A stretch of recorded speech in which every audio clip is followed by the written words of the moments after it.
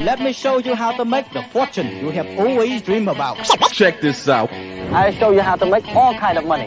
Yeah, boy! Will make you financially independent. 4, 3, 2, 1.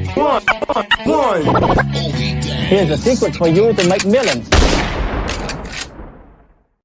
Here's a secret for you to make millions. I love. Why does he always? Yeah, why does he stop before he tells us the secret though? I don't Get to necessarily pay know. extra. I think he's not going to tell the secret on the 1 a.m. commercial with the bikini ladies. You got to cut the check. You Yeah, got to subscribe, man. You got to go to his seminar. And you asked me last time if I'd ever been to one of his seminars, and I said no. But I didn't ask you. Have you ever been to one of his seminars? I did not go to one of his, but there was Prime. Was it Prime America or something like that? And it was I don't even remember what it sold, but it was a pyramid scam for sure. And I remember going and I had this buddy Matt, surfer dude, kind of buff, and was like all in this. He's like, "Come on, we got to go. It's free." And he's like, "All right."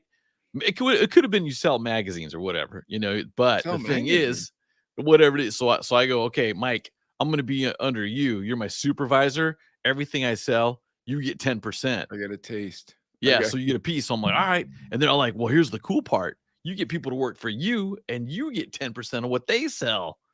And then it's like, but you can only have 6 people. And then it's like, okay. And I remember this main speaker was all like, "All right, let me show you one of my checks." And he had a check for like 2 weeks and it was like 60 grand. He's all, "This is how I did it." I'm all, "But with 8 people working for you?" He's all, "No." He's like, "You got to go wide." I remember him drawing it out on a piece of paper. "You got 8 here, but you go wide and get another 8 people." And I'm all like, "Oh my gosh, dude. It looks like a pyramid scam." "No, you got to go wide." How old were you at this point? I was probably like 19 or 20. And I was just like, I just want to go work at my dad's hardware store, make my $6 an hour. Do that. Or be a DJ. At that time, I wanted to be a DJ. So, Dude, I DJ'd a Cutco knife event. Oh my gosh, dude. So yeah, dude, it was in Detroit. So there's this cat, his name's Greg Voss, he's in town. And when I first got to town, like everybody knew I was there, like everybody knew my testimony, and I just gotten out of radio like 5 months before that or something. You know what I mean? So it was like, yeah, so it was like everybody knew I was a DJ. So there's a guy called Greg Voss, and he went to my church and he was like, "Hey, dude, you want to work or what, bro?" So I was like, "All right." So he was like, "Dude, let's go. First, let's do this bat mitzvah." So I'm like, "Okay." So I go, dude. This dude had like a big board filled with lights that lit up into a giant star, and he hired dancers, and like he handed out sunglasses to the kids, like little trinket, like you get it from the dentist, sunglasses and beads and stuff, and like. Dude, like it was like a weird production. And like he had this one dancer who was gay, but as soon as the little kids would come around, he'd pretend he was straight. Cause like the little 14-year-old girls would have a crush on him, whatever, Bro, I was like, what are we doing? Like, so I was like, all right, well, whatever. I'll just play some music. No, bro, he didn't want me touching his turntables, nothing. Really? Yeah, bro. I was just carrying crates. And I'm like, well, I mean, pay me $200. Then, yeah. Then he invited me to Detroit. So I'm like, okay, so we go out to Detroit, and dude, it was a Cutco knife presentation, and oh man, it was like a cult, dude. It looked like you walked into a cult. I'm not even kidding you, because these people were so like convinced that they were doing something that was so important. You almost have to get that mentality going to get behind something like that. Because when we went to that conference and it was selling whatever it was, magazines or whatever, but having people work under you and you get 10%, dude, everybody's like, "Yeah, we're gonna get rich. Oh, it's gonna be awesome. Oh my gosh, we're gonna make so much money, and it's gonna be everybody gets paid and stuff." And you're just like, What up, I don't know, man. I don't know, dude.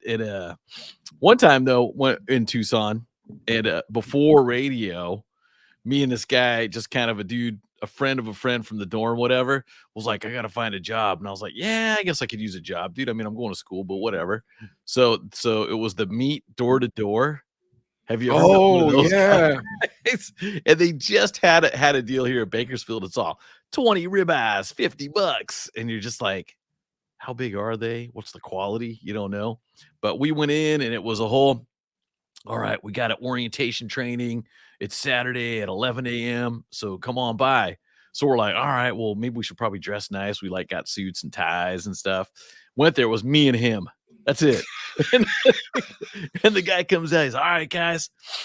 We're gonna sell. I'm gonna show you guys $5 how to sell meat." ribeyes. Yeah. and I swear I remember this. His name was Gizmo. and he was, had the white, like he was a professor, like, okay, we're gonna sell meat and you're gonna get this cut, and you got these different kinds of meats and stuff. We're like, so we're carrying a box around of meat in the Tucson heat. It's 100 degrees outside, and we're going door to door selling meat. So, oh yeah, you can make a lot of money. And then be like, and cell phones were just coming out, right? So be hold on. So you go outside and you just hear his wife yelling at him, "What the heck, dude?" And it would just be like super unprofessional. Me and my buddy were just like, "What is going on, dude?" How long were you around this meat seller, or was that just a one day? We're not taking the job thing. It was, I don't think I didn't do the job. I was like, this sounds way too hard, dude, to sell meat door. Would you buy meat from a door to door guy? Dude, there used to be this meat guy who would come to my shop at least once a month, dude. At least once a month. And I kept telling him I don't want to buy his meat.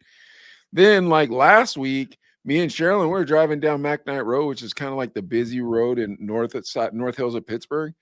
We're driving down that road, and in the Big Lots parking lot, there was a dude, and he had like a truck, his van, and then like a tarp, and like a tent tarp, like you guys have in radio. You know what Like I'm a talking about? pop-up Like, type thing? yeah, that type of thing. And it was like, I think it was like, I can't remember, 10 ribeyes for $100 or something. I can't remember, something where you're like, That's I a don't pretty know. good deal. I don't know what quality that is. You know what I mean? Like, Yeah. like what What if kind of they're meat is this that? big? What if they're tiny? It's not about the size for me. It's about Really? what's Quality? the quality of the meat. Like where, like, is that dog meat? Like, I'm being honest, bro. I don't know this dude. I mean, like, I can't sue this dude. This dude's like a carnival worker. A That's carpetbagger. that's that meat right there. That's the carnival rides of meat. Like, are you gonna ride it? Well, I might ride it. Okay, cool. But I'm not taking the roller coaster or something like that. If I'm at the, what I mean? If I'm at Yeah. the fair, I'll do like the little merry-go-round or like something like that. But if someone's like, let's go on the monster roller coaster, it's like, man, if that monster roller coaster crashes, who's held liable? Nobody. But if I'm at Disneyland, I'll ride the big roller coaster. Okay, now let me put that in meat perspective. If you're asking me to buy this dude's ribeyes, one of the choicest cuts is like, I've never seen this man before, and he's selling in a parking lot, versus going to the strip district where all the fine meat shops are, and all the fine butchers are. I'm probably going to spend a little bit more money for the good butcher. Yeah. But dude, they actually set up on one of the main streets. The guy had his box truck out. Hopefully it was refrigerated, and he had all the stuff out there. This is in Bakersfield a month ago. And he had a line out there. People lined up to buy this discount meat. Dude, people in Bakersfield are going to eat things that I'm not going to eat. People in Pittsburgh are probably going to eat things I'm not going to eat. Bro, I don't eat fast food, dude. I don't eat McDonald's. You think I'm going to eat stranger ribeyes? Like, hey, stranger, can I buy a ribeye off you? Dude, I'm sure we had a script too. So it's like, all right, guys, you're going to have your meat with you. You're going to knock to the door. And it had like a whole like thing. Because you've sold door to door something before, right? You've done door to door. Yeah, Comcast, but it made me a ton of money. But you got $500 a contract. I'm like, yeah, I can do that. That's pretty fat, dude. The Yeah, meat, I'm like, I'm sure it was like, I can do that. Selling meat door to door, bro. I can do it, dude. Like, and this guy's already messing up. He's only got 2 of you, bro. If you're gonna trick people into a scam, you gotta have a bunch of people fired up. You gotta have a bunch of people. Like, I'm telling you. So getting back to that Cutco knife thing, dude. Like, we're DJing this Cutco knife thing, and like people got up there. Dude, I'm telling you, these people were talking like they had joined a new religion, bro. I'm not even kidding you. They're like, wow, my friends, they wasted their summer. They'll never have a life like mine because I know what's important now, and then like they bring like all the good looking ladies up there that these nerdy dudes aren't going to be able to mess around with. And they're like, hey, this is our top salesman, this lady, this lady, this lady. And they have one lady who's not very attractive, but man, because she sells some Cutco knives. And they take care of her, man. They send her to Disney and everything. But then there's a swamp of mouth breathers that all think they're going to be billionaires off of this Cutco knife. And they get fired up. It's like, bro, if you're not selling this because you don't really believe in yourself. I believe in you. Don't you believe in you? You better sell. You know, me and Greg, dude, we were just like, because we got free food. Like we got to eat their food and we got paid. Yeah. Yeah. And then they bought it, like we had a bar tab. So it's kind of a sweet Wow. DJ gig. Yeah, it was kind of a sweet DJ gig. You only, dude, and it wasn't very hard at all because I don't even remember if there was a dance, to be totally honest with you. Because if you had a DJ, some people were kind of dancing, maybe. No, dude, we just played the music when people walked up. Oh, Yeah. okay. So they'd be like, #1 salesman of Milwaukee, Henry Felipe's. Yeah, I don't know what you heard about me. Like that's it. You just play like, you know, a 30-second clip while they're walking up. Oh, that's awesome. Dude, Oh I'm telling you, it's it a was great a gig. sweet gig. Yeah, but that's crazy, dude. But just those pyramid scams, dude, they're there, bro. They're there, but they just don't call them that anymore. Dude, but the people were all like, dude, they were trying to sell me and Greg on it. They're like, come on, guys. I'm like, nah, I'm good. Like, oh, don't you want to sell knives? I was like, bro, I'm here for free food, $200, a weekend in Detroit, and a nice hotel. That's what I'm here for. I'm not here for your weird cult of selling knives. Yeah, there's no way I could do it, dude. I even doing a paper out when I was little, and you guys watching that, you have to be older than 30 to know what a paper out is, right? They don't make the newspaper anymore, do they? They do, but it's not very common. But we had a paper out, and you actually had to deliver the paper. Then at the end of the month, I was 13, knocking on people's doors like, "Hey, you owe me $5 for last month," and collecting that money was a pain in the butt, dude, because they'd be like, "I get the paper? Are you sure?" You get, and I'm like, dude, you're on my list, bro. I got it. And then, when you see him through the window and stuff, like, oh, no. But yeah, it was shady, dude. Danny, do you have any Ginsu knives? Ginsu knives were legit, dude. Those could cut through metal and stuff.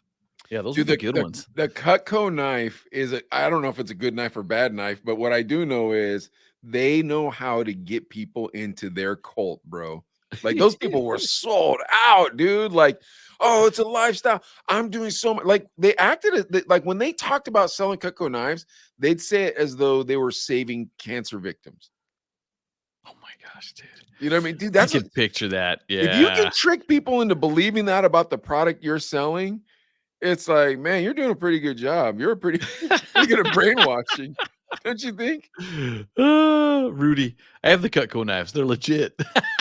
I feel like they probably are legit, dude. Because like, I mean, Rudy, we got to ask Rudy though. Did you sell the knives and then that was the set that you just kept, or did you actually buy a set of Cutco knives? Yeah, did you sell Cutco knives and like try to get your cousins and whatnot to jump on?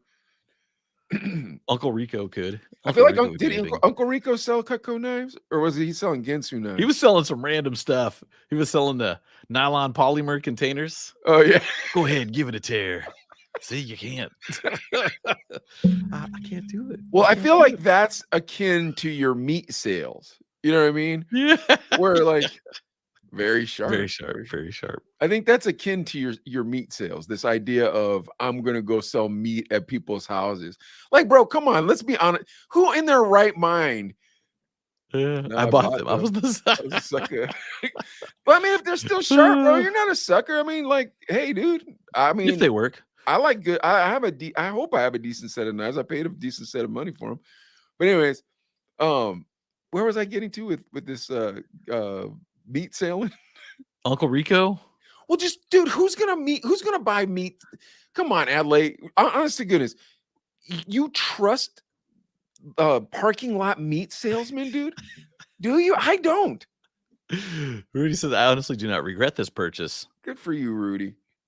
But don't buy them. Okay. You'd buy from a parking lot meat salesman. You're telling me right now. You know what? I actually, true story, now that I think about it, when I was working downtown at the Hertz rent-a-car place, a guy came in with a box of meat, and one of my coworkers was all, dude, the box is like $50. It's the last one on his truck. Because they always tell you that. It's my last one, bro. You know, so I think we put down like $25 each and bought a box. It was all right. I don't know. Let's I'm go with past it. that age. I'm I don't past know the about age. you. I'm past the age of parking lot meat, dude. Dude, I can't. All right. What about street corner shrimp? Are you good Shrimp? buying street? You never seen the street corner shrimp guy? Dude, I they had have street not corner seen shrimp. that. They had We street got corner shrimp guys in Tucson, dude. But they had them in really? LA. Yeah, in LA, you see street corner shrimp guys. Huh. We got the elote guy. We got the fruit cup guy. No, elote guy is normal. That's pretty And standard. then and when you say the fruit cup, you mean agua frescas like guy, like that guy? Yeah, and then the chopped up fruit, the Yeah, frutas. the pico de gallo, they put the hot sauce on it. Yeah, Yeah, that that's stuff. normal. Those guys are normal. I'm talking about the weird guys, like meat guys, dude. Ain't no reason for a meat guy. You know what I mean? Like the paleta man, yeah, dude. There's supposed to be a paletera man. Like that's normal. You Yeah, don't know yeah. that's normal, Adley. Don't act like that's like The shrimp buying guy, though, I buying a don't know. popsicle. The shrimp guy's not normal. The shrimp guy I've never seen, You've dude. never seen the shrimp guy? Okay, then Uh-uh. I'm trying to. That must have been at like an El Monte, West Covina thing. Like that, you have to probably be in like an LA. I don't know where would I see the shrimp guy if you didn't see the shrimp guy? I don't know, but I know we had a slushy guy. You know, they just had the liquid, the fruit liquid, and then they had the ice. But is at it Raspado's guy or Slushy? maybe, guy? yeah, it was more Raspados, I guess. But Okay. he would use his hand to scoop the ice, and he gave it to me and Cade, and it was like $2 for a cup. And I was like, why'd you use your hand? yeah, I was like, kind of like, dude, where's your health permit, bro? He's All riding right, a bike. let's get into this. Okay, let's get into this. Like non-traditional food buying things. In other words, you didn't buy it from a grocery store or a restaurant. Okay. From you're gonna get sick, most likely, to that's normal. You could just do that. All right, you ready? Yeah. Okay, so I think the bottom of the barrel is the shrimp guy, right? Like you're not supposed to sell shrimp, correct? On the street, no. That's weird. Okay, There's so no the way. That's shrimp- seafood, man. shrimp Ooh. guy's out. Then the next guy that should be out should be the meat guy. Don't you agree with me? The meat guy, it's as far as risk goes, meat has got to be one of the riskier things to buy off the street. Yeah. So the meat It's guy. not like you're buying. Well, I mean, but tamales. You buy tamales? Nah, that we're going up the Am I ladder. jumping ahead? Okay. Yeah, Okay. man. The meat guy, he's got to be out. You don't do it. No, And it's more of a safety thing. in my opinion, it's a quality and safety thing. Now, next, the orange guy. The orange guy's all right, right? Yeah. Yeah, because you can visually look at a bag of oranges and be like, "Ooh, yeah, I see some rotten ones. I'm not taking them." Or, "Oh yeah, that looks like a good bag." You Now, know? I'm also never Take that. like, hey man, I'm gonna go to the grocery store, but on the way, I'm gonna slide past the orange guy to pick up some oranges instead of get them from the grocery store. I've never thought that before. No, I came out of Home Depot one time buying like batteries or something, and the guy was selling mangoes and watermelon. And I was like, "How much for a box of mangoes?" He's like, "Oh, it's $10." And I'm like, "All right, $10." And you got like 7 or 8 mangoes. But dude, they were, if I had to eat them, I think I ate like 1 or 2 a day. But by the third day, they were already going bad. So I was like, dang. So they were kind of like old stock or something. I don't know. I was yeah, like, you got a dang good it. deal on them. But still, I got like 3 or 4 You out like of it. They were getting you good. like getting good deals on mangoes and filet of mignon. All right, so the orange guy we're giving a pass to, correct? Orange Guy okay? gets a pass. Gets Okay. a pass. Yeah. All right, what about tamale lady at CVS? You know, she's got the cooler. She got the tamales in the cooler outside of CVS or Walgreens, depending on which part of the city you live in. 99-cent store only was ours. Okay. Down the street from ours. The thing here's the key to finding a good tamale person is you see him there regularly. Yeah. Yeah. Because if you see him one time, and dude, there's nothing like getting tamales and there's like no meat in it. It's all Yeah. masa. You know what I'm No. saying? You're like, dude. None of that. None of that. I I agree with you. In Tucson, remember that weird used bookstore? You could sell them books or you could sell them records. And then right next to it was a Walgreens. Yes, it wasn't Zia, but it was something like Yeah, that. it was some weird thing. But right next, I think it was either a Walgreens or a CVS. That tamale lady, she was on point, dude. Yeah. Yep, and she was always there. Yeah, she was on point. She was always there. But I totally agree with you. DJ Swift, What's what's up, up, Swift? man? But yeah, I totally agree with you. The key to the tamale lady, and it's usually a lady, is the consistency of them being there. Yeah, yeah. Because Okay. if you see them regularly, you're like, all right, I can complain about it next time I see her. All right. Now, beyond that, you get into like swap meet / carnival type people. You get where I'm Okay. going? So like the dude that makes the churros at the swap meet, but it's just like a giant vat of oil, and he's like pressing the thing with his chest, and the donut stuff's coming out of, like, you know what I mean? Like it's not very, It doesn't come out sophisticated. star shaped or anything cool. Yeah, It's no, like it's not sophisticated. lumpy This dude's and just old school. He pulls it right out, throws it on the hot cinnamon sugar, chops it up with the thing, and puts it in a little bag. 250, but my goodness, does it taste delicious? they give you the brown paper bag. It's all kind of Yeah, all greasy. greasy. Yeah, Yeah. 100%. Yeah, Ooh, same those cat are some might sell bomb the filled churros. ones, dude. Oh, All right, yeah, now that is so good. where does that fellow sit in our pantheon of street food? He's good. He's good. He's up there, Yeah, because I'm saying, dude, and you got to cook it in that hot oil and stuff too. That's gonna kill all the germs.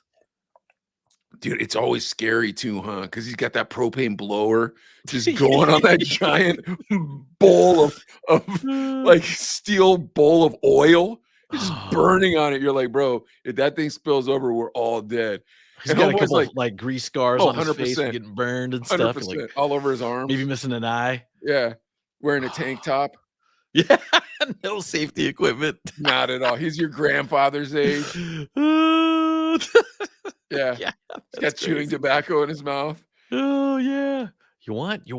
But those Oh churros yeah, are bomb, dude, bro. You they're can't so do nothing good. about them churros, dude. Whether you're in Ensenada or whether you're in East LA, you can't do nothing about them churros. Those churros are delicious. Yeah, dude. Street food's pretty bomb. What? Oh, okay. What about this? Go ahead. You at the Walmart parking lot. You're coming back and I was like, hey, bro, I saw you had a dent on your car. $20. Oh, the I'll dent get that puller? dent fixed. Yeah. Dude, I'm not as swap meechy as you are, bro. Like, I'm being honest with you. Like, and I used to be mad swap meechy, dude. Back in the day, like I was probably way more swap meet than you are, or you were. As I've gotten older, man, I kind of just don't like being around swap meechy stuff at all, dude. Like I've kind of gotten past it. I almost don't even want to like get gas at Arco. Like that's how that's how sedity I've gotten, bro. I'm kind of like, because you know what I don't like? This is what I don't like. If someone's trying to hook me up with a deal, right? Like I got you on a deal. And it's like, all right, word, man. Then you pay them, and then you get the job done, and the job's done whack. And you're like, hey, man, that's not really that good of a job. And they're like, yeah, but look what you paid for. It's like, well, bro, I would have paid the real number if you would have given me a good job. Like, I don't care if I'm paying the right number as long as the job's done right. Dude, yeah. There's Swift, where's the tinting in the parking lot? That I gotta see. You're in Porterville, huh? Now, hold on. Porterville? I'm with Swift on that with the tinting in the parking lot. I'm cool with that. For some reason, that doesn't do anything for me. Like that doesn't make me go, what? That makes me go, okay, yeah, I got that. If they know what they're doing, though. Yeah, tinting windows, believe it's tricky. It's like tough to do because I've seen, you got to go to the kind of hood, to get you'll save like $100 on a tinting job because of tinting. And it's weird because Kate and I were looking into it. It's like $200 for a regular car to get all the windows tinted. We saw someone at the fair, one of our friends, and she's all and it's on the east side, kind of a pocket of kind of hood, off of Union. Union's kind of the drugs and prostitutes kind of area. And she's like, yeah, well, we got to go pick up my car after the fair that I'm getting the windows tinted. And I was like, that's kind of smart. Drop it off, come back in a couple hours. But in the parking lot, I guess if you're going Indigo shopping, I mean, if they're legit, see, here's the thing. I can get down with like weird entrepreneurs that don't have food involved. So once food involved, and it's also weird because like once food's involved, now I'm very particular in what kind of weird I am. Because like, bro, if I'm in Texas, like if I'm in like the Dallas area in the hood, in some weird like area, like in the backwoods, in some type of a shack looking restaurant, but they have banging barbecue. Yeah. I'm just gonna eat it, dude. I was gonna say, usually those have the best food too, man. In Tucson, we'd go to those restaurants that were in houses, just kind of buried in the neighborhood. And we'd go in and you'd walk through the TV room and the daycare, and then into the back dining area, which was the restaurant, and it'd be some of the best food, and it was always cheap too. Or And all you can eat. yeah, and then do like they'd make the fresh like a lemonade kind of thing, but it Yeah. was in one of those big mayonnaise Yeah. jugs, and the guy'd stir it with his hand. Oh, just a little lemonade. And they're like, "Yeah, give me another cup, man. That's good." But the food wise, when you go to the usually the street vendors are pretty good, but it's questionable. You're taking a chance. When you see those guys though, do you look for the health permit or you just nah? We don't really have them in Pittsburgh, but when I'm in California, like, problem is, dude, California has really good food, and I'm not that broke. And Yeah. street food isn't that cheap anymore. Like when street food was Yeah. cheap, then it's like, okay, cool. But now when it's like for a bacon wrap hot dog, it's like $6. Like, bro, I can go to Jack in the Box and spend $6. And feed a couple of us. Well, and not worry about cockroaches or whatever it is I might have in this Yeah. hot dog. Yeah, dude. I had a buddy that had a hot dog stand, like a cart that he pushed around, and he got the licensing, went through the health permit, got everything. So like it's up to code. The hot dog water was at the right temperature, all this stuff. And he spent, I want to say close to 10 grand on getting this thing ready. And then he'd get pissed because after the hockey games and stuff at the arena, there'd just be like, whoo, 10 of these dudes, small carts with just a propane tank and a baking sheet, cooking up the hot dogs with the bacon around them, no permits, and they'd be selling hot dogs for like $2-3, and he'd be like, "Man, it's not fair. I got to pay all this money for this thing." But dude, if you ask me where I'm going, it's the bacon wrap hot dog guy that's selling them for $2-3, dude. Because man, you're walking out, it smells super good, and then his is like $8 for a plain dog with with a packet of mustard. You're just kind of like, hey, if it's made out of cat meat, it is what it is. It tastes really good and it's cooked right. I don't know, dude. I don't know. You got to go for it sometimes. But dude, I'm gonna live way longer than you, bro. I'm telling you. Dude. Have you been to TJ though and gotten the tacos and well, we'd go to Nogales and like tortas and stuff, like off the street, you mean? Yeah. Like that type of stuff? Yeah. But that was a long time ago. Like yeah, that's true too. The idea of cheap food doesn't entice me anymore. In fact, it worries me. If food is too cheap, I'm like, the ingredients should cost more than this. So I'm assuming these aren't the proper ingredients. Or something, yeah, something's replacing what it's supposed to be. What about like Golden Corral? Don't do it? No. Really? No. I don't do buffets anymore. Wow. Yeah, I don't do buffet. Adley, man, I am 50 years old, dude. You're acting like we're still in college, bro. Like that's the part I don't get. Like there's certain parts of your life where I'm like, what are you doing? But then there's certain parts of my life where I could see you going, what are you doing? You know what I mean? Like I'm a child at a lot of things in life. But the way you eat is like a child, bro. I'm like, you gotta stop doing that, bro. I don't get it. Well, you know what? We had that conversation about fast food and stuff, and I did skip it. I was tempted, but I was like, I'm waiting. I'll just suck it up. The problem is for me, if I forget my lunch, work is kind of on the outskirts of town. So your real only options are all fast food. I mean, I'm not your food priest, dude. You can do whatever you want. I just personally would not do it. And I fast 3 days a week. So if I forget my lunch, I'm just like, whatever. Skip it. Yeah, I did that one day. I was like, you know what? I'm just gonna skip lunch, or I'm just like, wait, that's fine, dude. I'm kind of a big wuss, dude. When it comes to that, I'm like, dude, what if I don't eat at noon? But I got to get over that because I'm like, I'm gonna starve. And it's like, dude, you had breakfast. You're gonna have dinner. You're not gonna die. Worst case scenario for a semi healthy lunch is at the AM PM. They got those kind of prepackaged salads. They're not the best quality or anything, but it's better than a cheeseburger from fast food. Dude, I once a week I eat Subway. and that's my like That's your cheat. cheat. Like, yeah, That's your that's cheat. my like wow. But I eat chips and stuff like that, and I like ice cream and stuff like that. It's just, dude, fast food. There's something in fast food that makes you fat, dude. I'm telling you. Since Yeah. I stopped eating fast food, it is not easy. It's not difficult to lose weight. It's not difficult to exercise. It's not difficult to get in good shape. Fast food specific. I'm telling you, there is an ingredient they're putting in American Kentucky Fried Chicken, freaking McDonald's, freaking Wendy's, freaking dude, Chipotle, even like they're putting something in there that's Huh. making people fat, dude. I'm telling you. Huh. Because Chipotle, you think is supposed to be all like natural and Yeah, but I'm not telling you, organic, there was but some sort of ingredient. I can't remember what it was, but they said, yeah, this is it. So, dude, so wait, so we're waiting for John Fu, right? That's our guest tonight.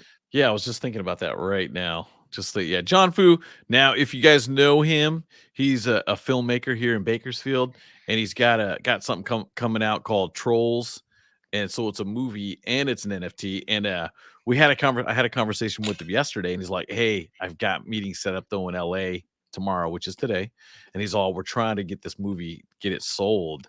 So I was like, "All right, well, we've got you scheduled for 6 Pacific, Cali time." So get on as soon as you can. And he's all right. So maybe him not coming on is good news that he's getting his movie sold. I'm hoping that's the That'd be case, cool. Yeah. which would be really awesome. So we could bring it back on after it's been sold. But dude, there's other stories I wanted to share about this guy and talk to him about, because he was the dude that started. I think it was him and another guy started the Core Live radio, and it was an internet radio station. And I'm gonna say it was around the year of 2009. So it was still kind of like a new thing. That sounds Um, cool. yeah, so and I remember, it was 24 hours a day, and a lot of guys, a lot of people got their start at the Core Live. Like I feel like Jogo, one of my buddies, we work together here in Bakersfield, and he works in Vegas now, but he was at the Core Live. KG was on the Core Live. There was a bunch of dudes, I really just, it was cool seeing that DJs, that and we're seeing it today. Radio, the window of opportunity is getting smaller and smaller. At least there was another outlet, like what we're doing here with the Chino brothers and stuff. At least getting DJs a chance to, tell their story. Dude, It was great to see that. I was thinking about this. So me and Adley, eventually what we want to do is pitch the show to program directors and do a morning show for them every day, like a 15-minute blip morning show for their social media. But I was thinking about that. That'd be another selling point for us for the program directors. Like, dude, we'll interview your DJs from your radio stations and give them our exposure to our audience.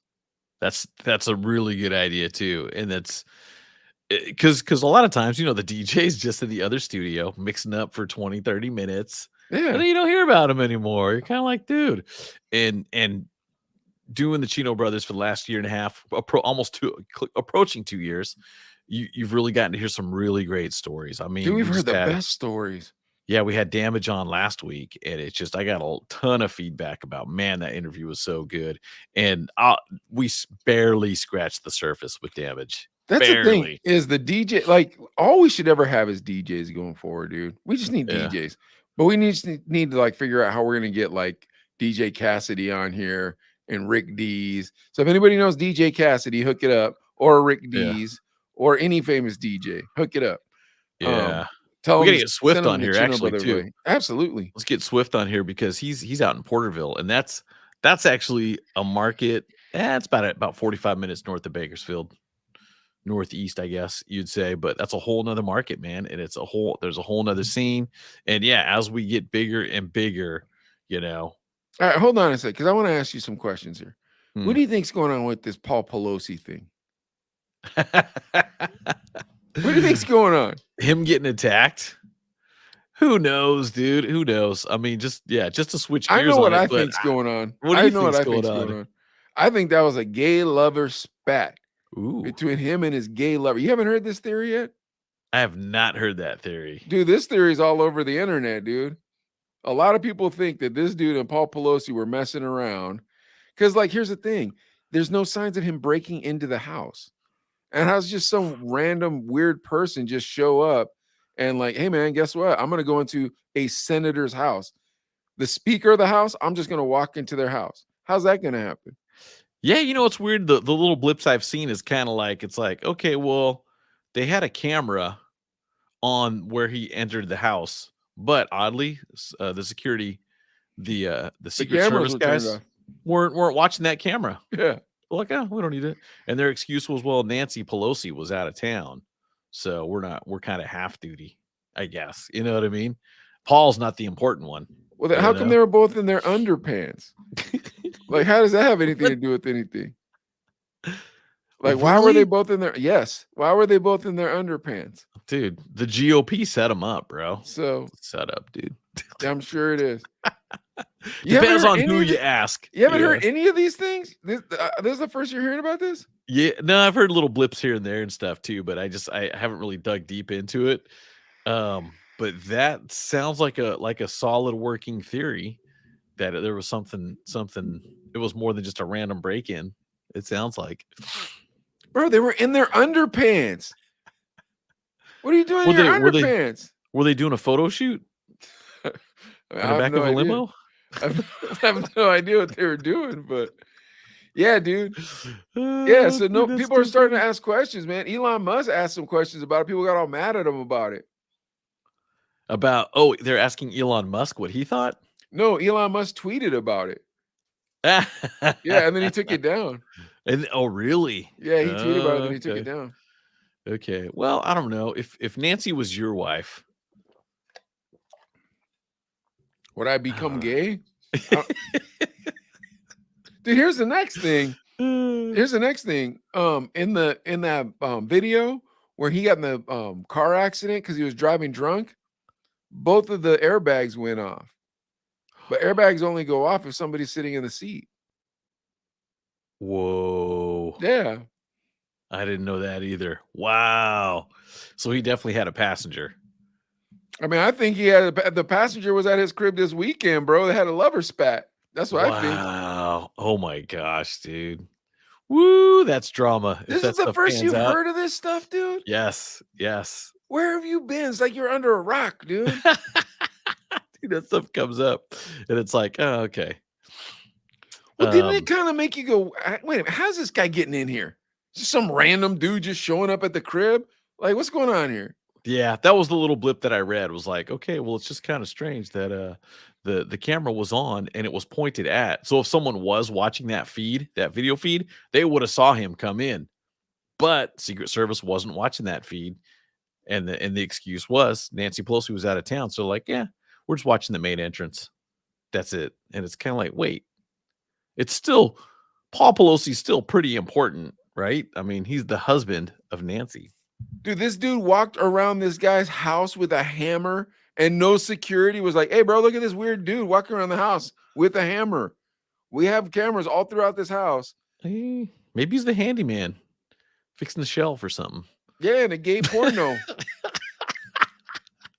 Did somebody order the hammer? Yeah, dude. As a matter of fact, I did. All this weird stuff's coming out. Bro, God bless him, man. But yeah, that's the crazy stuff. What about these people in Korea, dude, that got trampled? That sucks. That sucks, dude. Yeah, that's really an awful, awful thing that happened, man, out there. What was going on? It had something to do with Halloween or something? What was going on with that? This is how I know about that, is because there's a show, the Running Man thing got postponed because BTS was in it, or one of the members was going to be in it, but because of that tragedy, they've pushed the show back. So that's how I heard about it, and it's like, oh man, that sucks. What's the do you know the place that it's called? No. Let's see if I can look it up. Yeah, South Korea Stampede, dude. It comes right up. Woo. So it was a Halloween stampede. Wow. So they all went out there. I mean, it was thousands of people. It was Itaewon. It's the capitals, and it's got the nightlife It's the party, center Oh for yeah. this town. And it's the first Halloween festivity since COVID restrictions have been lifted. And they just got a bunch of people just got crushed in a narrow alley. Woo. Yeah, dude. So, oh man, it was really sad, really sad. Just it was, yeah, too many people rushing into a small, narrow area, and then people couldn't get out. And it was like people were trying to go both ways. That's horrible. Yeah, that's really sad. So prayers out to To all the Korea, people in South Korea, Korea. man. Big ups to all in South Korea. Dude, speaking of a news story, do you want to hear a crazy story? Yeah, go for it. And it's Kanye West. Oh no. He was trying to sell the White Lives Matter shirts, but you know why he couldn't? Where was he gonna sell them? Oh, I don't know, but do you know why he couldn't sell it? Why? Because 2 black men own the trademark. Really? Yeah, so the White Lives Matter. Some guys already bought that, so they're blocking it. They're like, nope, you're not going to be able to sell it. That's so smart to trademark that. That was so smart to see that coming, huh? When they saw Black Lives Matter, they're probably like, oh, I bet you some dude's gonna do White Lives Matter. Let's trademark it now, and that way nobody can use it. Interesting. And so these guys saw it. Ramsey's John, Quentin Ward. They decided to obtain the trademark once they saw Kanye West was moving forward with the sale of the shirts.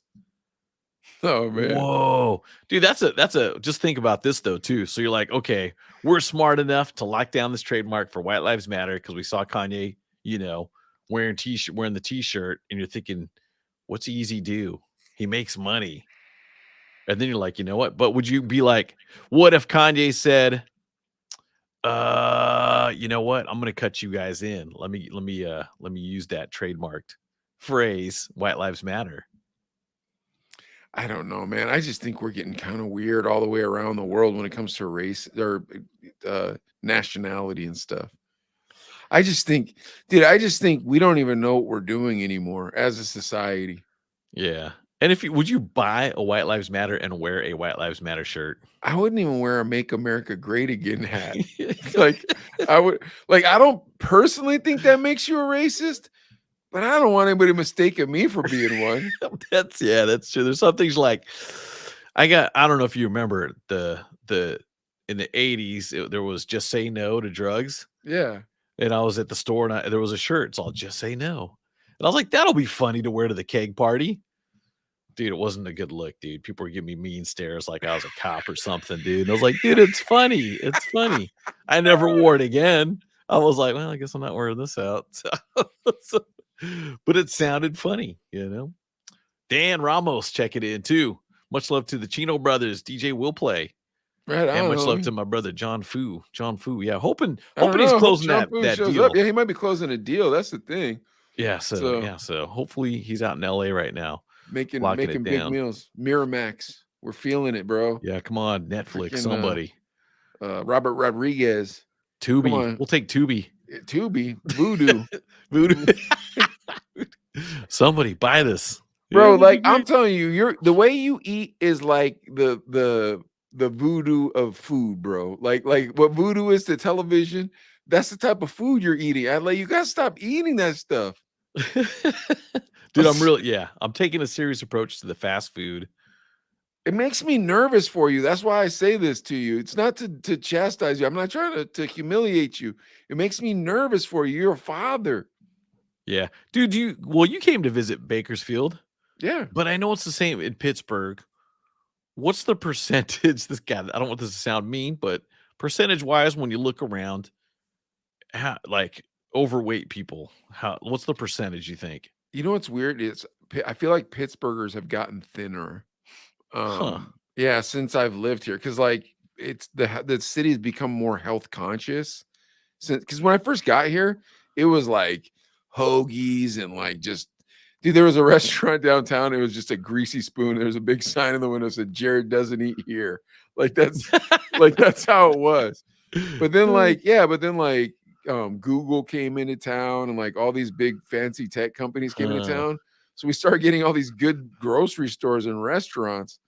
So now it's a lot more health conscious of a city. So it's not as you don't see as many fat people.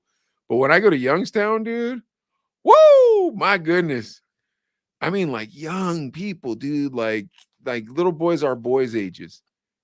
Big, dude, giant, fat. Yeah. We were talking to one of my coworkers, Jeremy, and we're talking about that. And it's like, dude, and you don't, it's you can't really say it's cultural, but a lot of times it kind of is, because it's like we've had neighbors in their Hispanic family, and the kid's like 13, but he's almost 200 pounds. And it's a lot the diet, dude. And I'm not like saying it like, whatever, but I'm just saying there's health concerns. Cause dude, and kids today, man, sit around the video games. If you don't get them up and moving, they won't move. My son, it's like, dude, no, we got to move around. Cause dude, you eat, you watch TV, you play video games, and that's it. Like I really, really try to incorporate vegetables and fruit and stuff, natural stuff, and not do the fast food that often. But it's difficult. I'm not making an excuse, Dude, does but when Kate you're go like, to school with a bunch of fat kids? there's a few that you worry about them, like legit worry, like, oh man, this guy's 12, dude. It's not, you know what I mean? And it's like, please, parents, take better care of your kids. You know what I mean? Dude, you But see, then go ahead. I was gonna say, but then there's a thing about, if you're used to being hungry all the time, a skinny, like, you've been to places where it's like, oh, you're too skinny. You got to eat more. And you're like, oh, I'm not really skinny. But you've heard people say that. Yeah, I know, but I see them like kids going to Nehemiah school. They come in the morning, they're eating Cheetos already. It's like 10 in Yeah. the morning, dude. They're eating a bag of chips. Yeah, that's probably their Yeah. breakfast. It's like, no, well, I mean, no wonder the kid is fat. Like, how is he not going to be fat? Yeah, dude, it's a scary, serious issue too. Because I think about it. Yeah, you're right, dude. I'm a good 15 pounds, 10 to 15 pounds on the heavier side, which would be nice to lose. But it's sometimes, I'm not saying it's right, but think about it. You can go through a drive-through. You don't have to get out of your car. You don't even have to leave your house now You're because you always can trying to like DoorDash. sales me on this, dude. Like, you're like a fast food salesman. But you're like, listen, hold on, sir. One more time, sir. 3 easy payments. It's Dude, you can even buy food on a payment plan. I don't like it. I don't like the way the food tastes. Like, Yeah. bro, I was eating Halloween candy today, and like the grease from the candy, I was like, You can "Eh, taste it. yeah, Wow. that's how What were you healthy eating? I eat now. Just M&Ms. Even in M&Ms, huh? Yeah, Oh, like I wow. could just taste how artificial. Cause bro, like I eat like I don't eat garbage anymore. It's just, dude, I can't do it. What's your diet consist of, like, overall? It's Meat and weird. vegetables, Yeah, probably a lot of meat pretty and much? vegetables, and No then at bread or nighttime, no, I don't really mess around with bread. Rice, a lot of rice because I'm okay, Asian. And then okay. at nighttime, I just bang out the snacks. But you know what I've gotten into is pistachios. Oh. So yeah, so like I don't really have a lot of carbs. But dude, aren't we don't we have some news stories? Why don't we read some news stories just in case John Fu doesn't show up? I'm thinking he's not. This That's but fine. Give me some news stories. but it's okay, that's okay. Okay, let's go to, let me find this one. Um, this I thought, because you know a lot about legal stuff. So there's a network of rappers that are trying to ban rap lyrics in criminal cases. So you got 50 Cent, J. Cole, Travis Scott, and they're really saying, like, dude, you guys can't use rap lyrics in court cases. So there's a letter that's been circulating. It's titled "Art on Trial: Protect Black Art," and it includes signatures from big name artists. We talked about 50, J. Cole, Travis Scott, and others. Post Malone, Alicia Keys, Megan Thee Stallion. Alongside those signatures are the three major record labels: Warner, Sony, and Universal. And then there's companies like Spotify, TikTok, and YouTube that support this petition. This letter was written by Warner, who published it on last week with the New York Times, the Atlanta Journal-Constitution. The contents of the letter call for prosecutors to stop using rap as evidence in trials, and for legislators at the state and federal level to limit how much of that work can be used against defendants. It's come up before. Do you think that's right? If someone raps about it and they're like, I don't know. What do you think? Here's what comes into play. If you're saying like, hey, you can't use the lyrics against me in court, but what I'm rapping about is if I'm a real G, then I'm rapping about what happened in my life.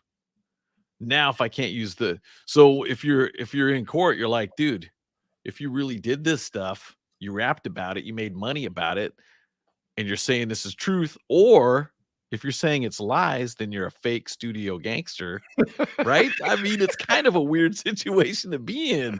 Because, dude, you don't want to be a fake. And in the rap hip hop world, they'll call you out if you're fake. But it's kind of like, I don't know, dude. It's a tough situation to be in because it's like, yeah, I put this stuff out there. I told you these stories. I rapped about them. I sold albums off this and music off this. And then wait, I get caught up in a murder case, and you want to use what I rapped about when I murdered that guy against me? All That's right, but not fair. what if all of it's like, what if it's all a lie though? Because like DJ Yellow was never a gangster. He was just a DJ. And he was in NWA and stuff. Yeah, Yeah. I mean, well, and because you think about movies, if you're like an actor and you kill people in a movie and then something happens to you, Yeah. okay, that movie was entertainment. That was just an act. That was for your entertainment, and that's it. The rap game is different because it's kind of like, dude, you can't be fake. I don't Or know, do you dude. say, I think there's a lot of studio gangsters, to be totally honest with you. oh well, I mean, dude, there has to be, right? I Because if think you're there rapping are. about killing people and selling drugs, but oh no, I left that life. Yeah, you know. But is there a statute of limitations on murder? Yeah, I know. It's kind of like, oh wait, you kill people, and then oh wait, you're rapping about it. So I don't know. Either way, it's kind of like, I think a lot of guys are studio gangsters. I mean, I think there's some real dudes that I'm like, I'm not messing with that guy. But I think a lot of guys are studio gangsters, and so it's like that guy didn't really mean that when he said that on that record. You know what I mean? yeah, and it's. Do you understand that it's for entertainment purposes? And when I say you, I mean people in general. Do they say, that's okay? This guy shot 18 people when they broke into the trap house to try to steal his drugs? Or are you like, okay, it's a song, dude? Brat, brat. I don't know, dude. That's a great question, though, huh? Because like, if it's, and I think you're right. Because hip hop, it makes it weird. Because hip hop's what makes it weird. Because it's either you're a studio gangster, and you just have to openly admit, look, I'm a studio gangster. This is all a fake. I'm acting. Or you're not a studio gangster. But realistically, I don't even know what that means anymore. Like, I know what it meant when we were young, but now, like Tekashi 6ix9ine, everybody like firmly knows he is a rat. It don't mean nothing. He didn't do nothing wrong, apparently, according to the streets. Yeah, and you look into those documentaries about him too. Like there was others pulling the string, whether they were affiliated or not, who knows? But it sounds like they could have been. But they're like, okay, we're making money off of him because that's what we do, is make money off of whatever it is, and it's actually a legit way to make money. However, we're still doing our other stuff too. So I don't know, dude. I mean, if you roll with all that stuff, and we've been doing hip hop since the 80s, and this stuff really came out in the 90s, and it's still going on. And sadly, tragic deaths have befallen some of these rappers. There was A even the lot newest of 'em. guy, and you're just kind of like, dude. But in court, if I'm up for a murder trial, can they quote your lyrics? Is that fair? I don't know, dude. This is a real conundrum, and that's why I'm glad I'm not a rapper and I'm not a judge, because I don't know how I would judge that. Because it's a great argument where it's like, hey man, look, if Robert De Niro gets arrested because someone said they shot him, you can't put heat on and be like, look, dude, he's shooting an AR right there in the middle of downtown LA. It's like, well, it's a movie, Right. know? Right. You know the difference. And this is what I'm trying to see who says, okay, this is actually in that letter.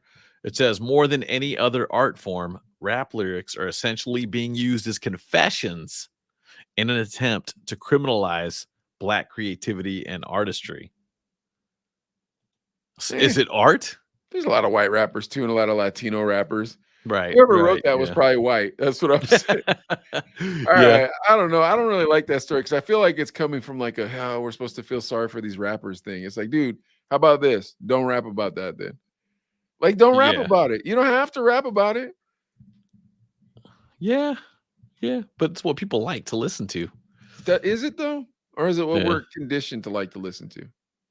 Quite possibly. Yeah. You get desensitized. You have to hear more extreme. Yeah. So it's like, Okay. Yeah. dude, don't take the easy way, you know? In the Spanish world, though, you got bands that tell stories about the cartels and stuff.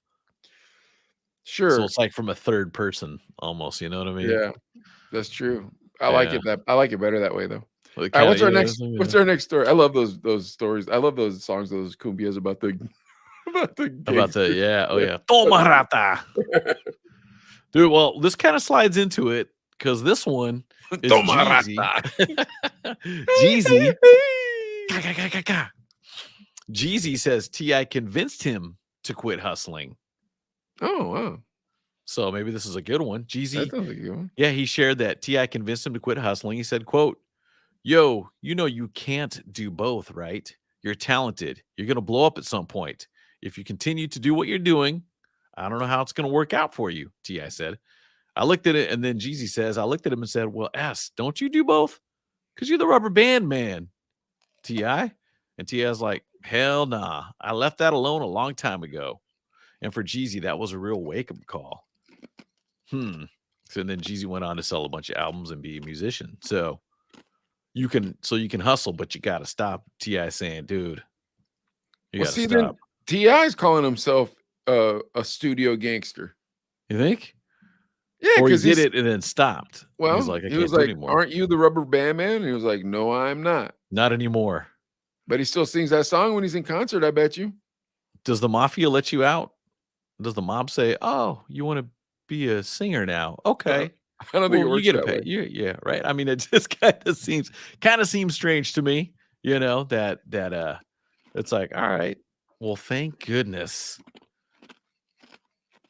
I don't know. That's another weird one too, because I don't know. That's the rubber band man, T.I. doesn't say he was clicked up. He just said he was selling dope. just straight selling dope. So Yeah, okay, so we got out of the game. Got out of the game. yeah. It's easier to get out of that way, huh? Interesting. I don't know. I guess, well, maybe T.I. saved Jeezy's life too. I think he did. You know what I'm saying? It's like, hey, get out of the hustling game, focus on the music. Get out of the game and stay in the music. Stay. I don't know, dude. What do I know? I don't know nothing about these rappers' lives, bro. Freaking Yeah. like I don't think that T.I. would want to be hustling at this point. I appreciate how T.I. like stuck it out, dude. Became an actor and like kept putting out records. Everything good for him, dude. Yeah. I mean, you know, and trying to tell him, trying to tell Jeezy, like, hey man, knock it off. You can't do both. Okay. That makes sense. Because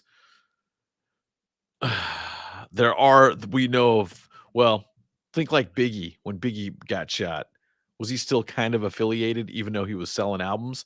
You hear from his side, there's people saying like he really wasn't making as much money as he thought at the time. It was still early in his career. He was still making stops to go pick up bags or whatever, So you're like, okay, so maybe he's still affiliated because he has a certain lifestyle to uphold.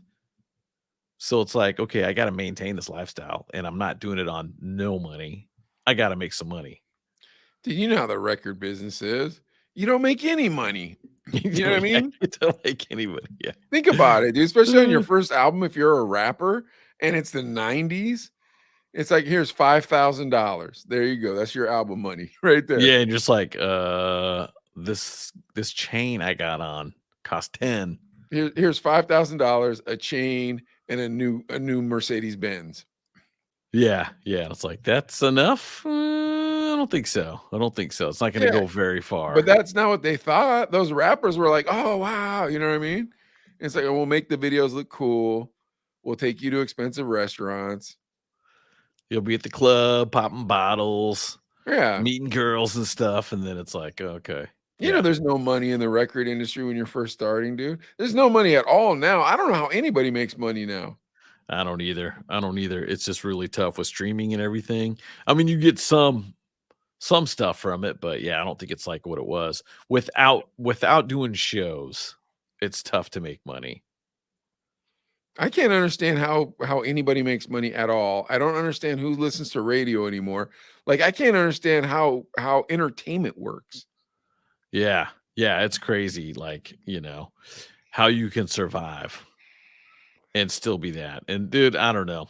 Well, I'm glad Jeezy got out of hustling though, Yeah, good for him. because he's the snowman. Congratulations, Snowman, for getting out of hustling. Because it snows a lot in Atlanta where he's from. What else? What else you got? Didn't we have a couple stories from Tuesday that we didn't finish? Yeah, the one I got a Jay-Z talking about buying the Commanders NFL team. Okay. I felt like I had some other stuff though too, and I'm just checking. But let's get into that one while I look up these other ones too. But That's Jay-Z fine. is reportedly interested in buying the Washington Commanders, the NFL team. He's interested now that the Snyder family is talking about selling the NFL franchise. Hove is looking to become the first black owner in the history of the NFL. Jay-Z has thrown his hat into the ring as a potential buyer for the Washington Commanders.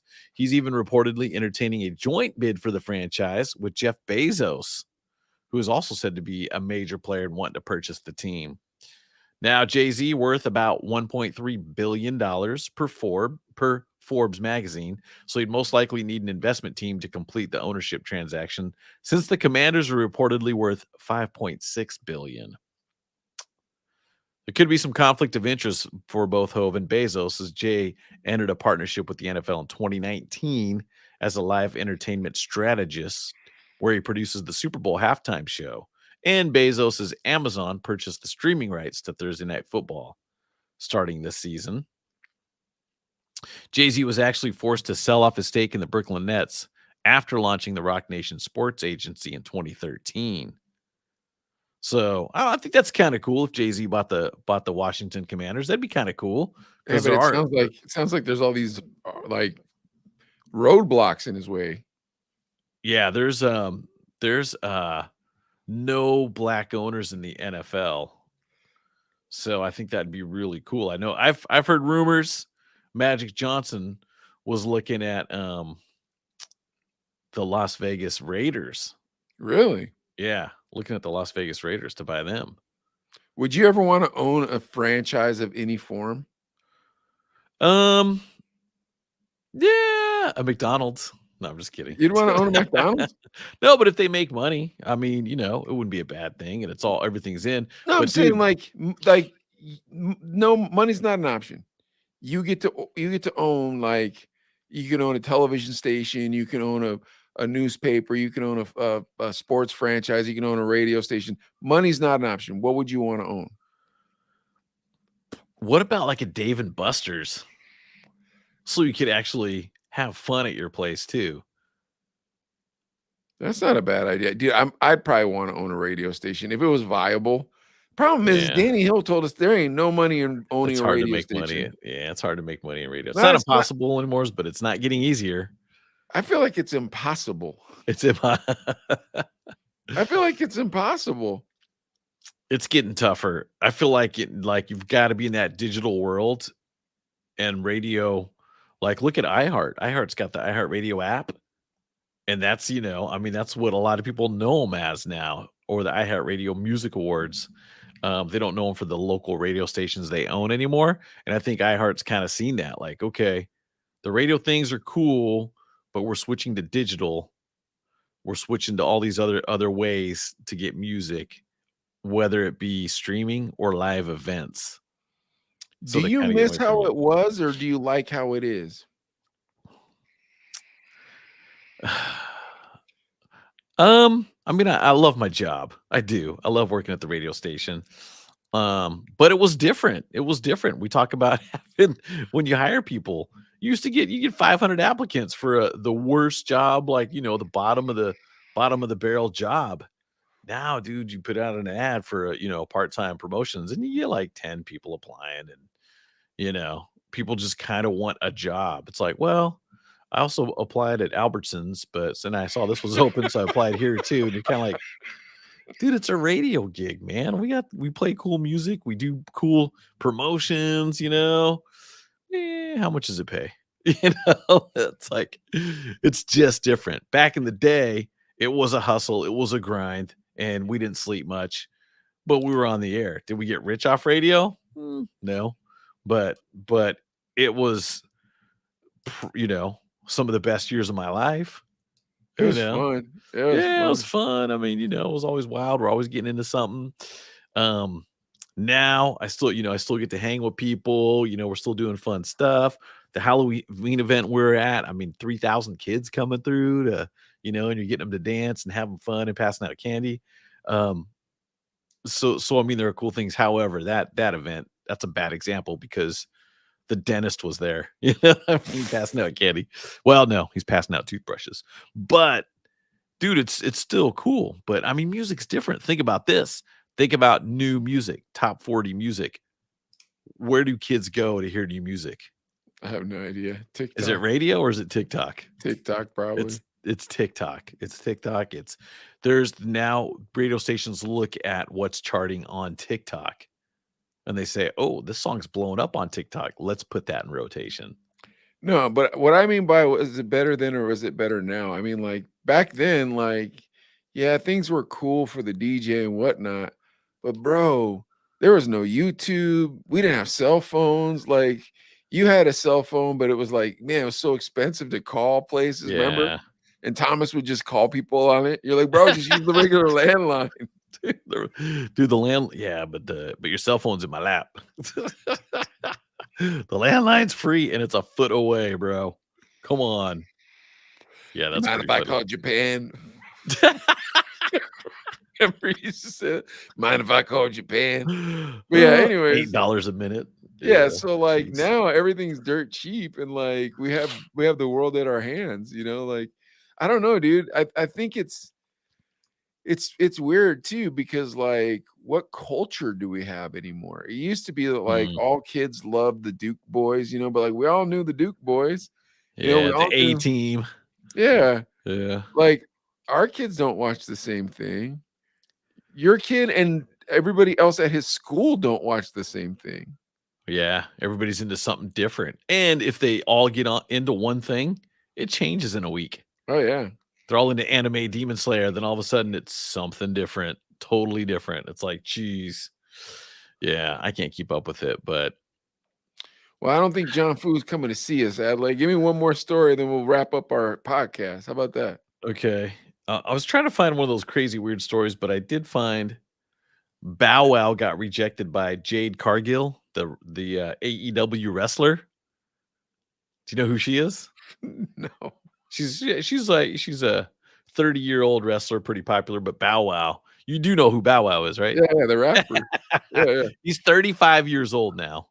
So when in the 90s, he was 14, 13 when he was putting hits out with Snoop and we were playing him on the radio. What makes it bad is he was in Tokyo Drift, right? Yeah. But Tokyo Drift was set out of place in the timeline of the Fast and Furious movies. So now when they bring his character back in the Fast and the Furious movies, he's only supposed to be a couple months older than he was in Tokyo Drift.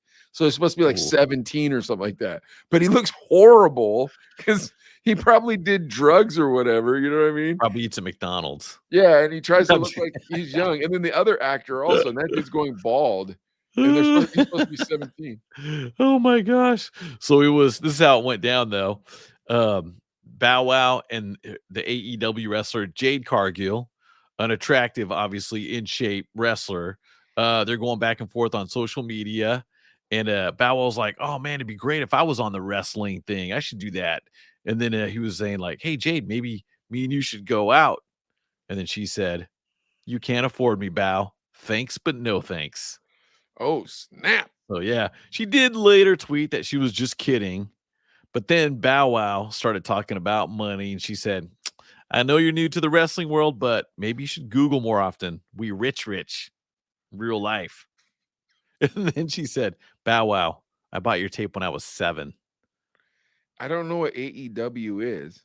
Something wrestling, I know, entertainment wrestling. but it's not like WWE. It's a branch off of WWE. So I they're think. affiliated with WWE. That I'm not 100% sure. I'm gonna look it up real quick Is it while we're like when talking. remember we were in college, there was the WCW and WWF, and we used to Yeah, watch the WCW? They were not yeah. affiliated in any way, shape, or form, Adley. Now, AEW, are they related to WWE? It actually does not look like it. How can they be rich then, All dude? I've never heard all of these people elite, before. all elite wrestling. Yeah, I don't think Yeah, they're rich. they're not rich, but maybe have some money. Yeah, I don't know any of these people on here. Yeah, I don't think they have some money either. I don't think they're rich, and I don't think they have some money. Oh, dude. Yeah, AEW. Now, Mike Tyson returns to AEW. So, I mean, I'm sure they didn't pay a ton of money, but he's in there. But dude, just being Bow Wow, dude, you get famous at 13, 14, you're rolling with Snoop Dogg, going to these concerts, chicks are hitting on you, even though you're only 13, 14, quite possibly doing more than just making out.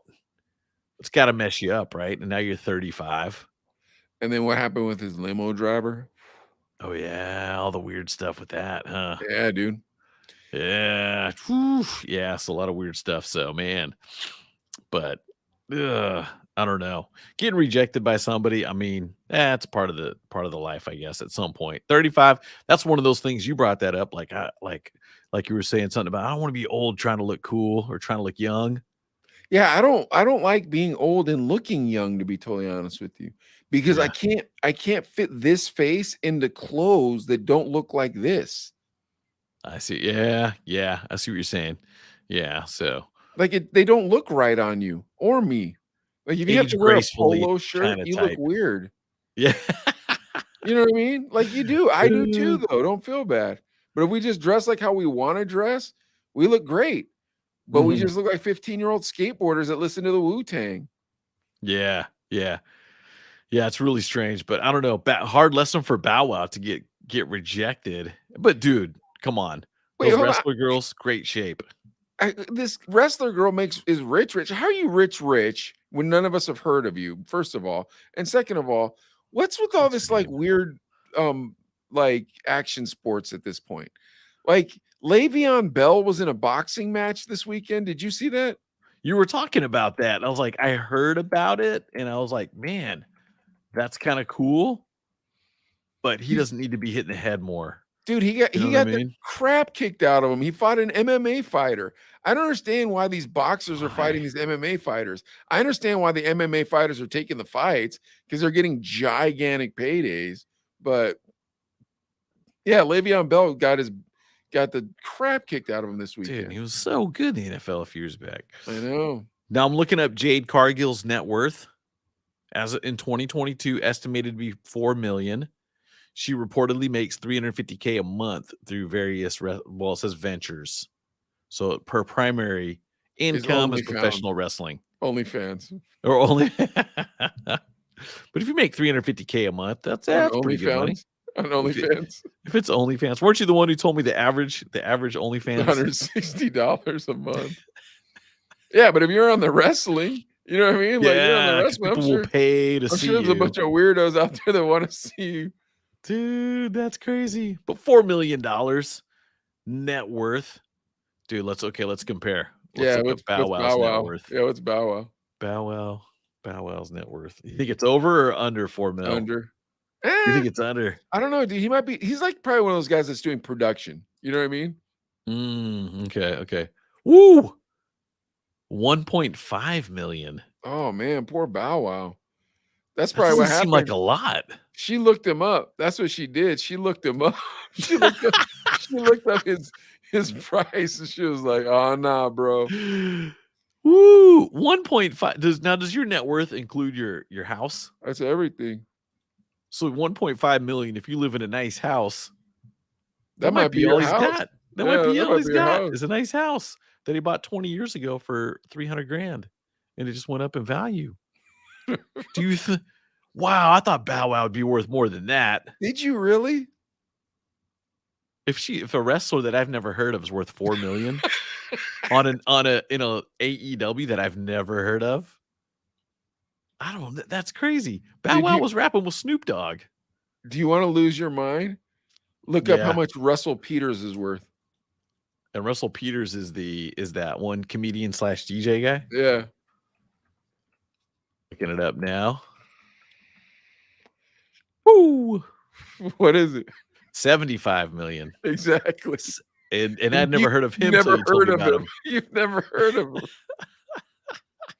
Can I look up Chino Brothers? Chino Brothers. No, Yeah, don't do that. Don't do that. $17.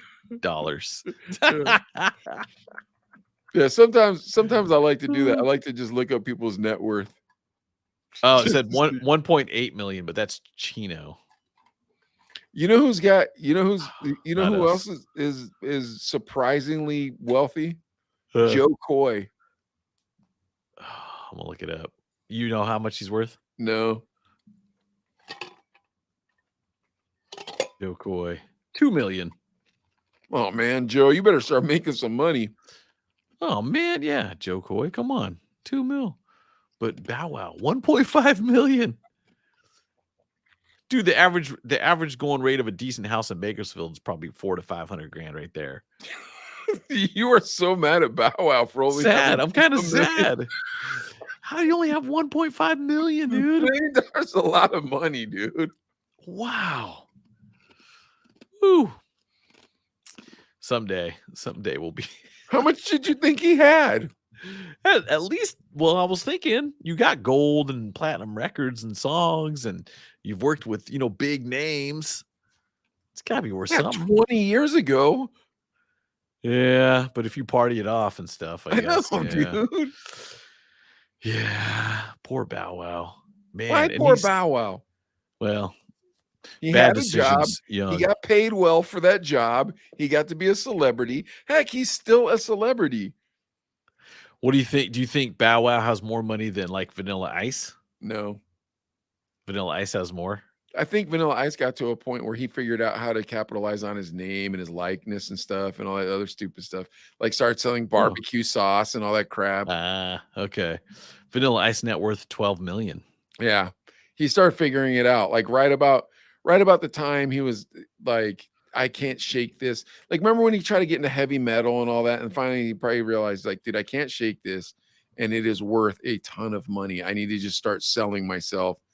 And there's like Vanilla Ice everything, dude. He's like Larry the Cable Guy. Just kind of figures it out and does other stuff and just keeps making money. No, he sells stupid crap that says Ice Ice Baby on it and makes money off of it. What do you think Cube is worth? Ooh, that's a good one. He earned his money though. I would say 65. 160 million. Yeah, that makes sense. Wow. Okay, I'm gonna throw a random one. How about Too Short? 2 million. 20 20 million. Yeah. He 20 probably million. owns all his points, huh? All the points Probably, on yeah. the record. And he has like 50 albums. Yeah. He's always doing new stuff too. Yeah, So yeah. yeah. Let's see. I'm gonna do one more. Let's see. Let's do how about Common? That guy. Remember him? That's a good question. I couldn't guess that one. 45 million. He did a lot of acting. Yeah. He probably did some directing or producing too. Yeah. Yeah. It does say he's worked alongside some of Hollywood's leading A-list actors. Okay. 45 mil. Not bad. Russell Peters is the best. Like nobody knows who he is, and he's worth $60 million. Dude, I put my buddy, remember J-Rock? No, maybe this Yeah. might be a different one. This says he's worth 100 grand to $1 million, so they don't know. 100 grand to $1 million. Now it says that's the wrong date of birth. He's younger than me. Let's see. To give me one more name to look up. Let's see. Andy Dick.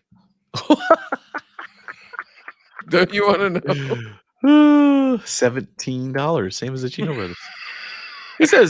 He says an estimated net worth of $5 million. This comes as a surprise considering his involvement in several career activities. There's no way that's true. 5 mil. That's a pretty good poll, though, don't you think, Andy Dick? That's a really good one. How about Steve-O? Since we're going random. Oh, I think Steve-O has a couple bucks in his pocket.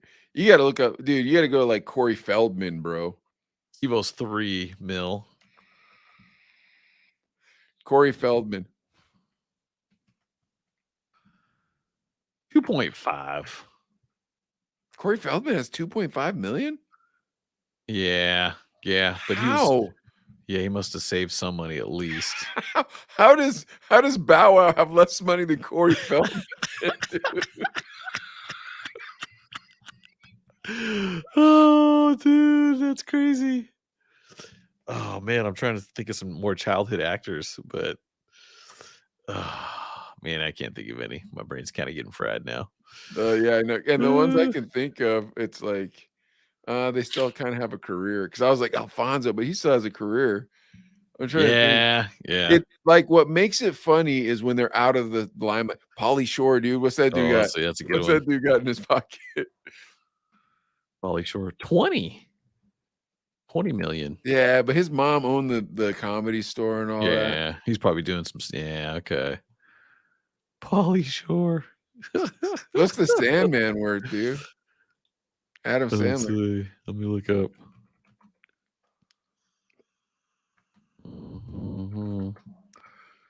420. $420 million. He signed a 4-movie contract with Netflix worth $250 million. Oh my gosh. So he's Let's go. I don't think he's buying those steaks in the parking lot, Adley. Oh, dude. What about Ray J? Remember Ray J? He's got those headphones, but that's a good question. 14 million. Yeah, good for him. Chunk of it from the home video. It says he may be the most well-known for being in the home video that helped Kim Kardashian become a superstar. All right, well, I don't know why they're calling that porno a home video. All right, folks. With that being said, don't forget to follow us on YouTube, TikTok, all those places. Thank you so much for watching the Chino Brothers tonight. Sorry, Johnny Fu didn't show up, man. I hope that movie better be winning an Oscar. You better come on to the Chino Brothers when your movie wins an Oscar. It's called Trolls 3, guys. It's this one has Justin Timberlake in it, and Bow Wow. Oh, Bow Wow's in this one. Bow Wow. What's it called, that for real? I think it's called Trolls. But that's the name of the kids movie. You can't call it the same name as the kids movie. What's something #Trolls? Let me see. I'm gonna look it up right now. He sent me the link. Let's see. Yesterday. Give me 2 seconds. Pulling it up. I'm watching this live on our Facebook feed. Trolls SOS. Trolls SOS. Trolled SOS. Oh, Trolled SOS. TROLLED. Trolled SOS. So it's not about trolls. It's about somebody trolling somebody on the internet.